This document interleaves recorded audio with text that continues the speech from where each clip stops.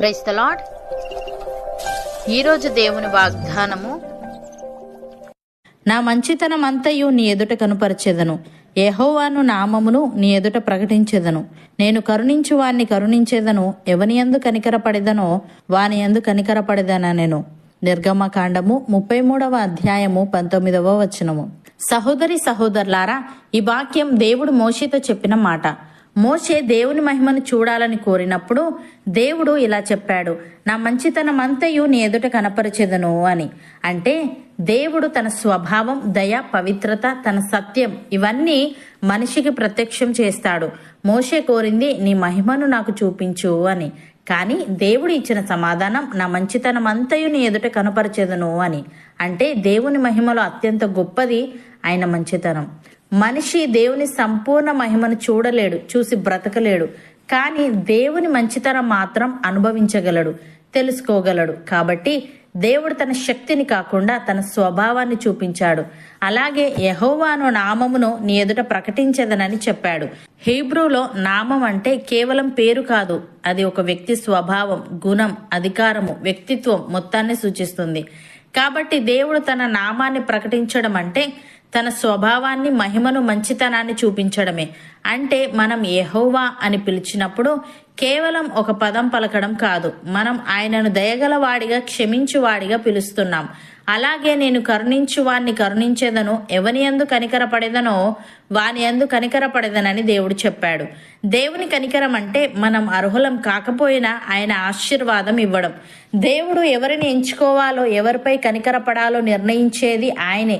మనం చేయవలసినది ఆయన దయను కోరుతూ వినమ్రంగా ఉండడం. దేవుడు తప్ప మరెవ్వరూ మనకు రక్షణ ఇవ్వలేరని అంగీకరించడం.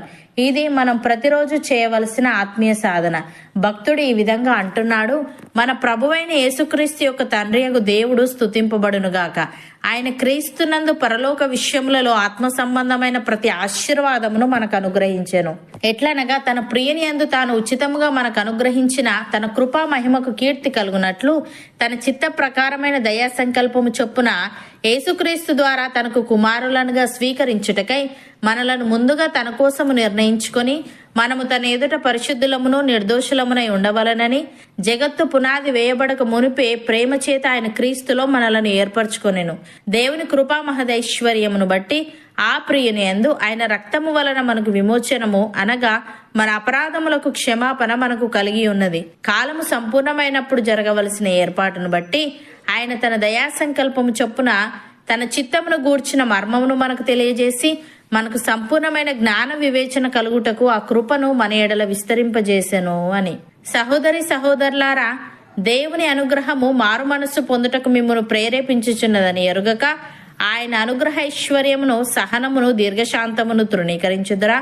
మీ కాఠిన్యమును మార్పు పొందని మీ హృదయమును అనుసరించి ఉగ్రత దినమందు, అనగా దేవుని న్యాయమైన తీర్పు బయలుపరచబడి దినమందు మీకు మీరే ఉగ్రతను సమకూర్చుకొనుచున్నారు. ఆయన ప్రతివానికి వాని వాని క్రియల చొప్పున ప్రతిఫలమిచ్చును. సత్క్రియను ఓపికగా చేయిచు మహిమను, ఘనతను, అక్షయతను వెతుకువారికి నిత్య జీవమునిచ్చును. అయితే భేదమును పుట్టించి సత్యమునకు లోబడక దుర్నీతికి లోబడి వారి మీదికి దేవుని ఉగ్రతయు రౌద్రమును వచ్చును. అవును అన్నవారు నాతో పాటు ప్రార్థనలో ఏకీభవించండి. పరిశుద్ధుడా, ప్రేమగల తండ్రి, నా మంచితనం అంతయు నీ ఎదుట కనపరచెదను, యెహోవాను నామమును నీ ఎదుట ప్రకటించెదను. నేను కరుణించు వాణ్ణి కరుణించెదను, ఎవని యందు కనికరపడేదనో వాని యందు కనికరపడేదనని నీవు సెలవిచ్చావు. తండ్రి, నీకు స్తుతులు.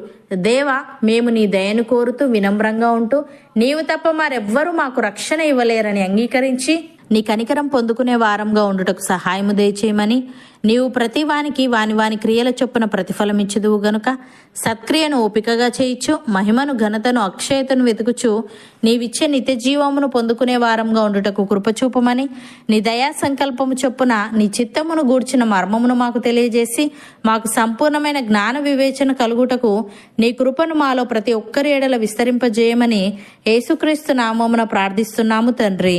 ఆమెన్.